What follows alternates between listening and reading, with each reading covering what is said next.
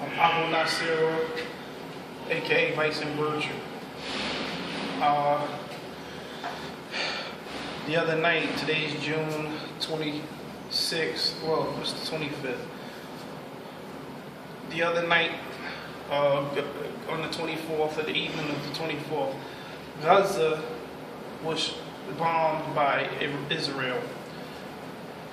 The purpose for this bombing is, as usually claimed, rockets were fired into Israel, and that justifies the bombing. Since these several Israeli youth have gone missing, we've seen increased reprisals upon the Palestinians in the West Bank and throughout Israel.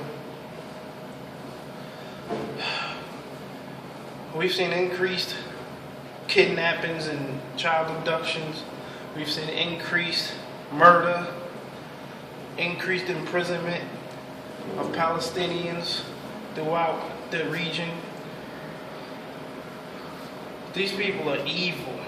Evil, man. These people can't possibly think that the world is convinced that they're justified in what they're doing. They can't possibly think so. At least not at this point. I think what they're doing, this PR campaigns and whatnot, they know they can't justify what they're doing. However, they still continue to do so because the world turns a blind eye and a deaf ear.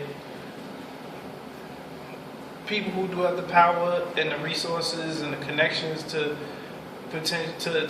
come and try to make a real, honest attempt at achieving a peace agreement are sitting back on the sidelines, pretending they don't see or hear anything, ignoring the fact that Palestinians are being murdered, Muslims are being murdered day and night throughout Israel and Palestine, the West Bank, Gaza, all under the guise, the false idea that Israel is the victim.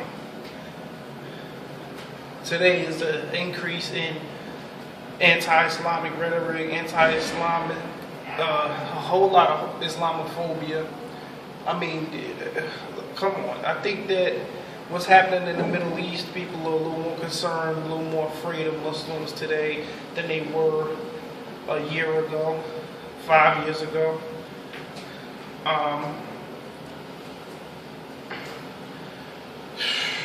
No proof, no evidence has come to justify Netanyahu's violent, evil military abuse with the West Bank and Gaza. Muslims, brothers, sisters, non-Muslims, make it aware. Do research. Just check it out. Because you're not going to see a lot of this stuff on the mainstream media. This is stuff that you have to go to alternative. You have to go through alternative resources, news to get this information. Facebook pages, YouTube channels, Instagram accounts. You have to, we need to use these resources, these platforms to inform the people of what's going on. A Muslim woman was slaughtered, stabbed 16 times to death in a park in England at 10 a.m. broad daylight, and there's been a very limited amount of news coverage of it.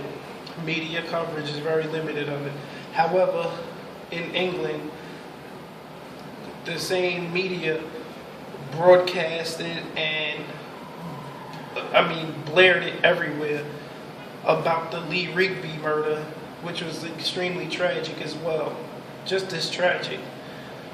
Maybe perhaps it happened on a city street and there were more people that may have witnessed it, or whatever the case may be, but it was a result of the Islamophobia that we're seeing today, the hate that is being spewed from groups like the EDL, Britain First, the biased news like the Daily Mail, who don't give Muslims a voice to speak or to speak their piece. They focus on Muslims like Brother Amjad Chowdhury, who is constantly,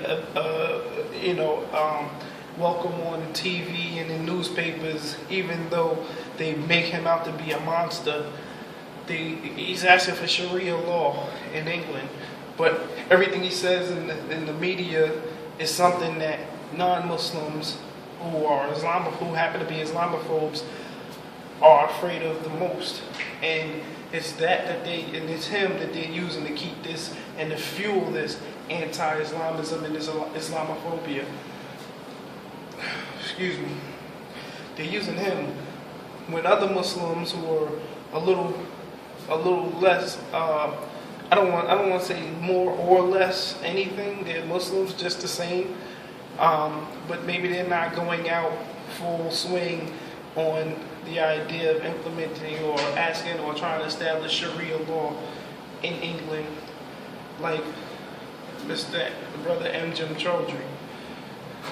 But inshallah, we'll get a voice, and through these resources that we have access to as individuals, the internet, we'll get the word out, we'll get the information out, and people will, inshallah, people will learn and understand Islam more, because this is what they fear, is what things that they don't understand. May Allah, I'm gonna end this real quick because I didn't want to make this video too long, but may Allah grant Jannah to the Muslim woman who was slaughtered. May justice may the families of the deceased, Lee Rigby and the Muslim woman who was slaughtered for wearing a hijab and an abaya in broad daylight in England because of her religious beliefs. May her family and her be granted comfort and may she be given paradise. Ameen. I'm gonna end it there, inshallah. A new video will come up again soon.